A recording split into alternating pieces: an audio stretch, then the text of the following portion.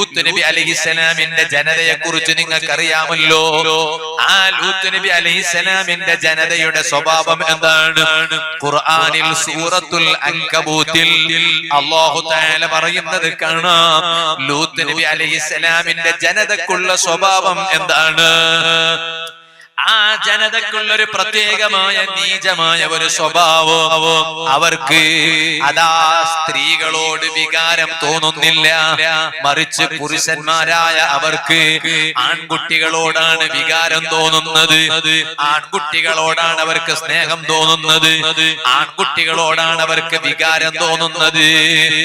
ആ ആൺകുട്ടികളോട് വികാരം തോന്നുമ്പോഴൊക്കെ ലൂത്ത് നബി അലൈഹിസ്സലാം പറഞ്ഞു, നിങ്ങൾക്ക് അല്ലാഹു തആല ഹലാലാക്കി തന്ന പെൺമക്കളുണ്ടല്ലോ, സ്ത്രീകളുണ്ടല്ലോ, എന്നാലും അവർക്ക് ആൺകുട്ടികളോടാണ് താല്പര്യം.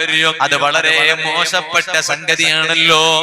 ആ ലൂത്ത് നബി അലൈഹിസ്സലാമിന്റെ ജനതയെ കുറിച്ച് പരിശുദ്ധ ഖുർആനിൽ അല്ലാഹു തആല പറഞ്ഞത് കണ്ടില്ലേ നിങ്ങള്? അതേ ലൂത്ത് നബി അലൈഹിസ്സലാം ആ സമൂഹത്തോട് പറഞ്ഞില്ലേ, വലൂതൻ ഇദ് ഖാല ലിഖൗമിഹി ഇന്നകും ലതഅതൂന الفاحشة ما سبقكم بها من أحد من العالمين. ഓ എന്റെ സമൂഹമേ, നിങ്ങൾ ഈ ചെയ്യുന്ന മോശത്തരം മുൻകാലങ്ങളിൽ കഴിഞ്ഞു പോയ ഒരു സമുദായവും ചെയ്തിട്ടില്ല. അത്രയും മോശപ്പെട്ട ഒരു നീചമായ സംഗതിയാണ് നിങ്ങൾ ഈ ചെയ്തുകൊണ്ടിരിക്കുന്നത്. അഇന്നകും ലതഅതൂന الرجال وتقطعون السبيل وتأتون في നാദികുമുൽ മുൻകറാ. നിങ്ങളിതാ ആൺകുട്ടികളുടെ ബാക്കിൽ നടക്കുകയാണ്. ഭാര്യമാരുണ്ടായിട്ട് പോലും അതേ ഭംഗിയുള്ള ആൺകുട്ടികളെ പിന്നാലെ നടക്കുകയാണ്. സുബ്ഹാനല്ലാഹ്, താടിയും മീശയും മുളക്കാത്ത കാണാൻ ഭംഗിയുള്ള ആൺകുട്ടികളുടെ പിന്നാലെ നടക്കുകയാണ്. അല്ലാഹു തആല ഹലാലാക്കി തന്ന ഭാര്യമാരുണ്ടായിട്ട് പോലും അതേ ആൺകുട്ടികളെ പിന്നാലെ നടക്കുകയാണ്. എന്നിട്ടോ വതഅതൂന ഫീ നാദികുമുൽ മുൻകർ, നിങ്ങളെ സദസ്സുകളിൽ വെച്ച് നിങ്ങൾ മോശപ്പെട്ട കാര്യം ചെയ്യുകയാണ്. സുബ്ഹാനല്ലാഹ്, എന്തിനാണ് നിങ്ങൾ ഇങ്ങനെ ചെയ്യുന്നത്? അവരെ ലൂത്ത് നബി അലൈഹിസ്സലാം ബോധവൽക്കരിക്കുമ്പോ ലൂത്ത് നബി അലൈഹിസ്സലാമിനോട് അവർ പറഞ്ഞ മറുപടി സൂറത്തുൽ അൻകബൂത്തിൽ അല്ലാഹു തആല ഉദ്ധരിക്കുന്നത് കാണാം. ഫമാ കാന ജവാബ ഖൗമിഹി ഇല്ലാ അൻ ഖാലു ഉത്തിനാ ബിഅദാബില്ലാഹി ഇൻ കുന്ത മിനസ് സാദിഖീൻ. ഓ ലൂത്ത് നബിയേ, നിങ്ങൾ ഞങ്ങളെ ഉപദേശിക്കേണ്ട ആവശ്യമില്ല. ഇതെല്ലാം ഉപദേശിച്ചിട്ട് നിങ്ങൾ ഞങ്ങളെ പേടിപ്പിക്കുന്നത് എങ്ങനെയാണ്? അള്ളാന്റെ അദാബുണ്ട് എന്നല്ലേ, അള്ളാന്റെ ശിക്ഷ ഇറങ്ങൂന്നല്ലേ. നോക്കാം, റബ്ബിന്റെ ശിക്ഷ വന്നോട്ടെ, അള്ളാന്റെ ശിക്ഷയെ ഒന്ന് കൊണ്ടുവരൂ. നിങ്ങൾ പറയുന്നത് സത്യമാണെങ്കിൽ റബ്ബിന്റെ ശിക്ഷയെ ഒന്ന് കൊണ്ടുവരൂ. ലൂത്ത് നബി അലൈഹിസ്സലാമിനെ ഒന്നും ചെയ്യാൻ കഴിയാതെ വരുമ്പോ അവിടുന്ന് ഒരൊറ്റ ദുആ, ഏത് വിഷയങ്ങളും കൈവിട്ടു പോകുമ്പോഴും ആദ്യത്തേതും അവസാനത്തേതുമായ പരിഹാരം ദുആയാണ്. ലൂത്ത് നബി അലൈഹിസ്സലാം അവിടുന്ന് ദുആ ചെയ്യുന്നു, റബ്ബിൻസുർനി അലൽ ഖൗമിൽ മുഫ്സിദീൻ. എന്റെ ഈ ജനതയായ ഫസാദുണ്ടാക്കുന്ന ഈ ജനതക്കെതിരെ ലൂത്ത് നബിയാകുന്ന എന്നെ നീ ഒന്ന് സഹായിക്കണേ അല്ലാഹ്. ലൂത്ത് നബി അലൈഹിസ്സലാം ദുആ ചെയ്യുകയാണ്. ആ ലൂത്ത് നബി അലൈഹിസ്സലാമിന്റെ ജനതയെ അല്ലാഹു തആല ശിക്ഷിച്ചു. പരിശുദ്ധ ഖുർആനിൽ അല്ലാഹു തആല പറഞ്ഞതാണ്, ലൂത്ത് നബി അലൈഹിസ്സലാമിന്റെ ജനതയെ അല്ലാഹു തആല ശിക്ഷിക്കുകയാണ്. എങ്ങനെയാണ് ശിക്ഷിക്കുന്നത്? ഇന്നാ മുൻസിലൂന അലാ അഹ്ലി ഹാദിഹിൽ ഖറിയതി റിജ്സൻ മിനസ് സമാഇ ബിമാ കാനൂ യഫ്സുഖൂൻ. ആ ലൂത്ത് ലൂത്ത് നബി അലൈഹിസ്സലാമിന്റെ ജനതയിലേക്ക് ഞാൻ അതാ ഒരു ശിക്ഷയെ ഇറക്കുകയാണ്.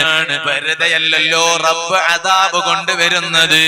ബിമാ കാനൂ യഫ്സുഖൂൻ, അവർ ചെയ്ത തെമ്മാടിത്തരം കാരണമായി ഞാനതാ ആ നാട്ടിലേക്ക് ശിക്ഷ ഇറക്കുന്നു. കണ്ടോ നിങ്ങള്, ഒരു നബി ജീവിക്കുന്ന കാലമായിട്ട് പോലും ഇന്ന് ഒരു നബിയും ഇല്ലല്ലോ ഞങ്ങളെ കൂടെ എന്ന് പറഞ്ഞാൽ ഖുദർ നബി അലൈഹിസ്സലാം ജീവിച്ചിട്ടില്ല എന്നല്ല. ഖുദർ നബി അലൈഹിസ്സലാം ഇന്നും ജീവിച്ചിരിപ്പുണ്ട്. അതേ സമയത്ത് അന്ന് ലൂത്ത് നബി അലൈഹിസ്സലാം ജനതക്കിടയിൽ ജീവിക്കുന്ന കാലമായിട്ട് പോലും ആ ജനത റബ്ബിന്റെ ദീനിന്റെ നിയമം ധിക്കരിച്ചപ്പോൾ ലൂത്ത് നബി അലൈഹിസ്സലാമിന്റെ ജനതക്ക് അല്ലാഹു തആല ശിക്ഷയെ ഇറക്കി കൊടുത്തില്ലേ? അത് എന്തിനാണ് ഖുർആൻ പറഞ്ഞത്? ബിമാ കാനൂ യഫ്സുഖൂൻ, അവർ ചെയ്ത ഫിസ്ഖ് കാരണമായിട്ടാണ്, തെമ്മാടിത്തരം കാരണമായിട്ടാണ്. ഖുർആനിൽ അല്ലാഹു തആല പറഞ്ഞില്ലേ, അതുകൊണ്ട് റബ്ബിന്റെ അദാബിൽ നിന്ന് മാറി നിൽക്കാൻ ഫിസ്ഖ് തരമങ്ങ് നീക്കി വെക്കണോ, തെമ്മാടിത്തരമങ്ങ് നീക്കി വെക്കണോ. ഇത് സാധുവായ ഞാൻ എന്റെ അമ്മാരത്തായ നഫ്സിനോട് നിങ്ങളോടും ഓർമ്മപ്പെടുത്തുന്നു. ഞാൻ എന്റെ ഇന്നത്തെ സംസാരം ചുരുക്കുന്നു. നിങ്ങൾ എല്ലാവരും ഒന്നെണീറ്റ് നിൽക്കുമോ? എല്ലാ മുഅ്മിനീങ്ങളും അടുത്തേക്ക് വരുമോ? ദൂരെയുള്ളവരെല്ലാം ഒന്ന് മജ്ലിസിലേക്ക് കടന്നു വരണം. നമുക്കൊരു 3 സ്വലാത്ത് ചൊല്ലി ഒരു ചെറിയ ദുആ നടത്തി പിരിയണം. അർഹമുർ റഹീമീനായ അല്ലാഹ്, സാധുക്കളായ ഞങ്ങളെ സദസ് ഈ കുമ്പടാജയിൽ മറപ്പെട്ട് കിടക്കുന്ന മഹാനര ബറക്കത്ത് കൊണ്ട് ദുആക്ക് ഇജാബത്തുള്ള സദസ്സായി നീ ഞങ്ങളിൽ നിന്ന് ഖബൂൽ ചെയ്യണം റഹ്മാനേ. എല്ലാ മുഅ്മിനീങ്ങളും അടുത്തേക്ക് വരണം.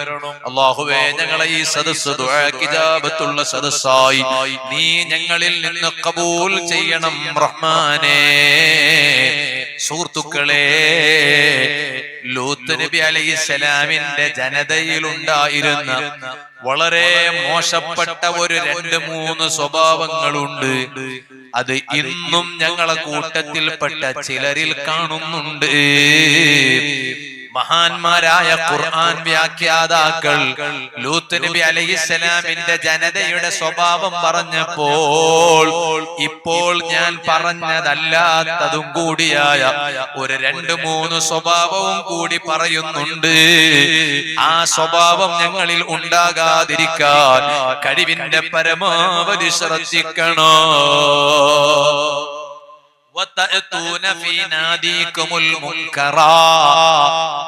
നിങ്ങളെ സദസ്സുകളിൽ വെച്ച് നിങ്ങള് പൊരുത്തപ്പെടാത്ത കാര്യം ചെയ്യുന്നുണ്ടല്ലോ സമൂഹമേ. ലൂത്ത് നബി അലൈഹിസ്സലാം തന്റെ ജനതയോട് പറഞ്ഞു, ഏതാണ് ആ പൊരുത്തപ്പെടാൻ പറ്റാത്ത കാര്യങ്ങള്?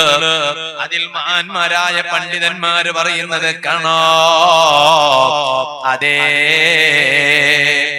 കൈവിരലിലൂടെ, നിങ്ങളെ ഭാഷയിൽ എന്താ പറയാന്ന് എനിക്കറിയില്ല, എന്റെ ബ്യാരി ഭാഷയിൽ നൊട്ടി പൊട്ടിക്കുക എന്നാ പറയാ.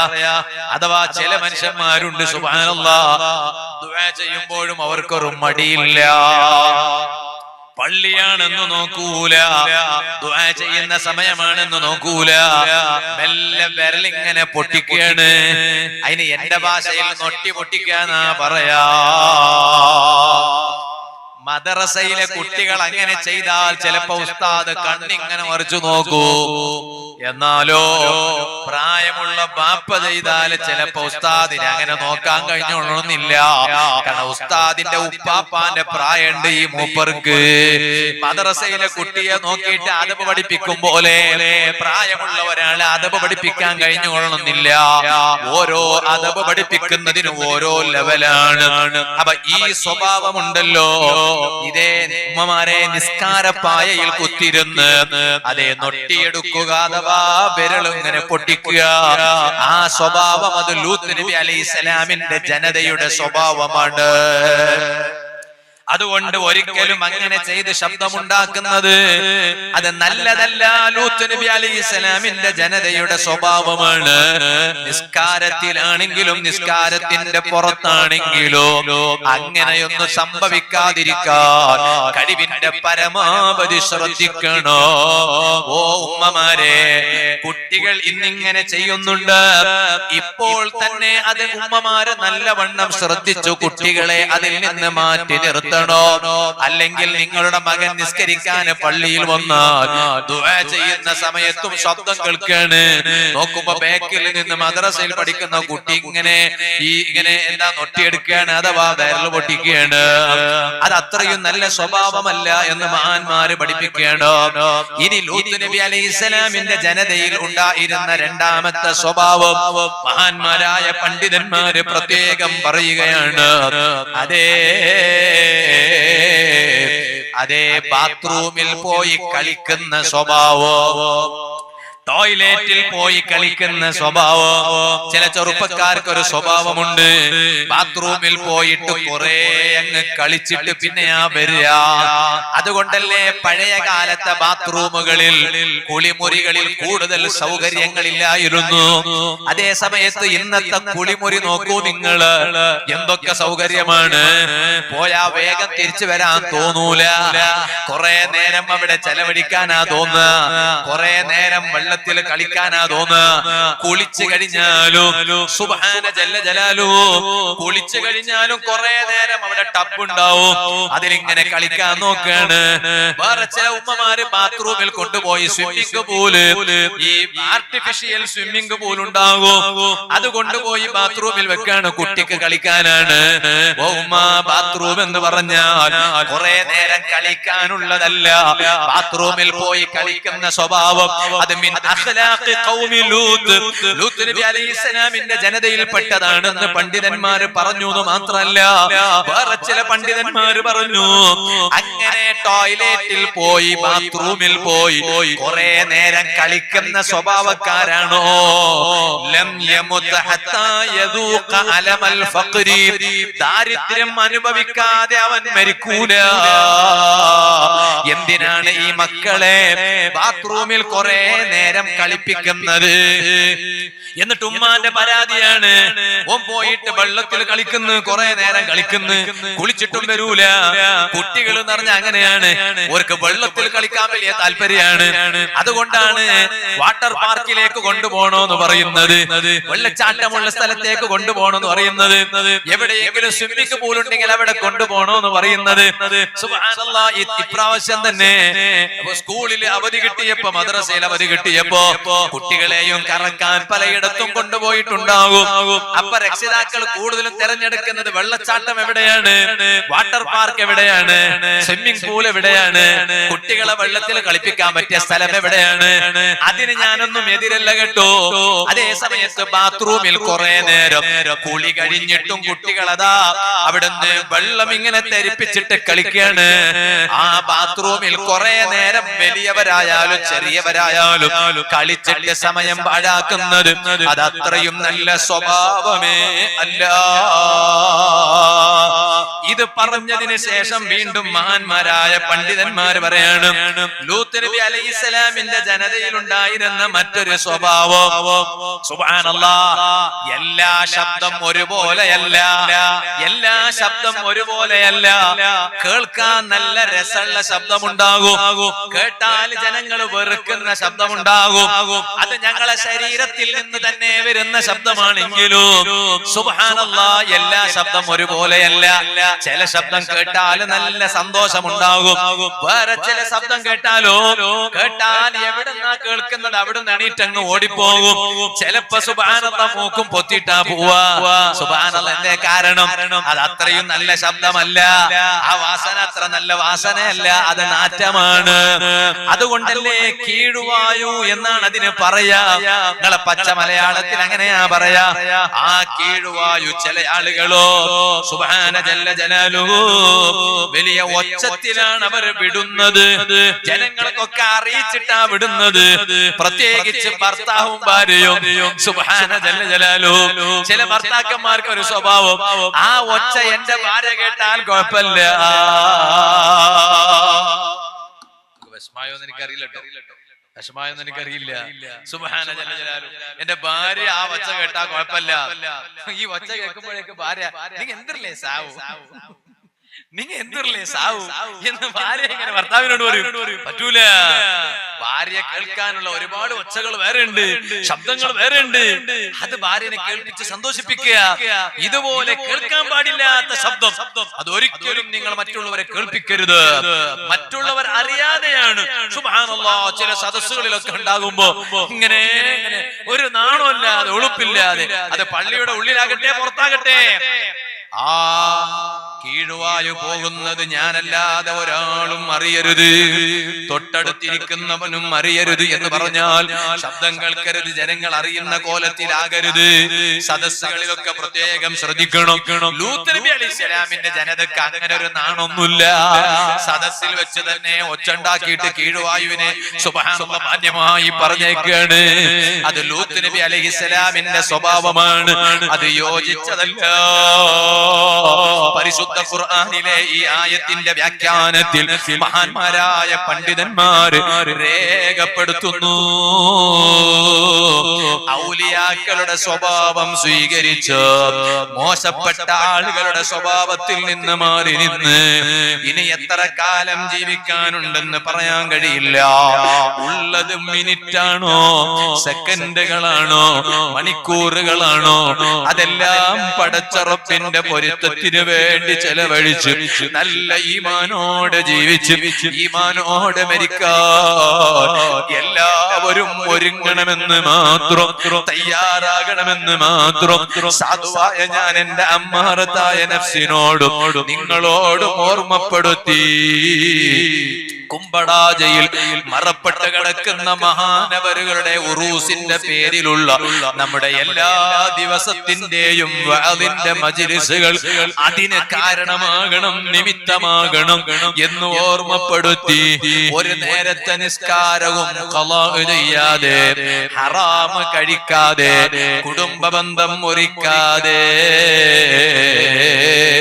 ഒരാളെയും ചതിക്കാതെ, വഞ്ചിക്കാതെ, അവിഹിത ബന്ധം സ്ഥാപിക്കാതെ, മദ്യപാനികളാകാതെ, പള്ളിയെ ബഹുമാനിക്കാതെ, അങ്ങനെയൊരു അതേ പള്ളിയെ ബഹുമാനിച്ചുകൊണ്ട് ചെറിയവരെ സ്നേഹിച്ച് വലിയവരെ ബഹുമാനിച്ചു, പണ്ഡിതന്മാരെ എല്ലാ പണ്ഡിതന്മാരെ ബഹുമാനിച്ചു, എല്ലാ തങ്ങന്മാരെയും ആദരിച്ച് നല്ല ഐക്യത്തോടെ ജീവിച്ച് നല്ല ഒരു ഈമാനിന്റെ ജീവിതം കാഴ്ചവെക്കണേ. ഓ ഉമ്മമാരെ, ഭർത്താവിന്റെ മനസ്സ് വേദനിപ്പിക്കാതെ, ആ ഭർത്താവിന് ദീനിന്റെ നിയമത്തിന്റെ ഉള്ളിൽ നിന്ന് സ്നേഹിച്ച് ഇതുപോലെ തന്നെ ശരീരം മുഴുവനും മറച്ചുകൊണ്ട് ഒരൊറ്റ അന്യ പുരുഷനും നിങ്ങളെ മുഖം കാണിക്കാതെ, നിങ്ങളുടെ അവയവങ്ങൾ കാണിക്കാതെ, ആ റബ്ബിന്റെ ദീനിന്റെ നിയമം ഫുള്ളായി ജീവിതത്തിൽ പകർത്തിയിട്ട് അമ്മായിമാനെ ബഹുമാനിച്ച്, ഭർത്താവിന്റെ ബാപ്പാനെ ബഹുമാനിച്ച് നല്ല ഒരു കുടുംബ ജീവിതത്തിന് നേതൃത്വം നൽകി വളർന്നു വരുന്ന മക്കളാണ് നമ്മുടെ ഏറ്റവും വലിയ സമ്പാദ്യം. ആ മക്കളെ നല്ല മക്കളാക്കി വളർത്തി ആഖിറത്തേക്ക് വലിയ സമ്പാദ്യക്കാരായി വളർത്തിക്കൊണ്ടുവന്ന് ജീവിച്ച് മരിക്കണമെന്ന് മാത്രം ഈ വൈകിയ വേളയിൽ ഓർമ്മപ്പെടുത്തി ഞാൻ എന്റെ സംസാരം നിർത്തുന്നു. അർഹമുർ റഹീമീനായ അല്ലാഹ്, സാധുക്കളായ നീ ഞങ്ങൾക്കതിന് തൗഫീഖ് ചെയ്യണം റഹ്മാനേ. ഈ സദസ്സിൽ ഒരുമിച്ചു കൂടിയ മുഴുവൻ സ്നേഹജനങ്ങളെയും ഞങ്ങളെ എല്ലാവരെയും, ഞങ്ങളെ എല്ലാ ഇൽമിന്റെ സദസ്സിൽ ഒരുമിച്ചു കൂടുന്നവരുടെയും അതുപോലെ ഞങ്ങളെ വാദകളിൽ ലൈവായി കേട്ട് പഠിക്കുന്നവരെയും എല്ലാ സ്നേഹജനങ്ങളെയും നിന്റെ ഹബീബായ നബി സല്ലല്ലാഹു അലൈഹി വസല്ലം തങ്ങളുടെ ലിവാഗുൽ ഹംദ് എന്ന കൊടിക്കീഴിൽ ഒരുമിച്ചു കൂട്ടി തരണേ അല്ലാഹ്. ഒരു 3 സ്വലാത്ത് എല്ലാവരും ചൊല്ലാം. സല്ലല്ലാഹു അലാ മുഹമ്മദ് സല്ലല്ലാഹു അലൈഹി വസല്ലം സല്ലല്ലാഹു അലാ മുഹമ്മദ് സല്ലല്ലാഹു അലൈഹി വസല്ലം അല്ലാഹുമ്മ സ്വല്ലി അലാ മുഹമ്മദ് യാ റബ്ബി സ്വല്ലി അലൈഹി വസല്ലം.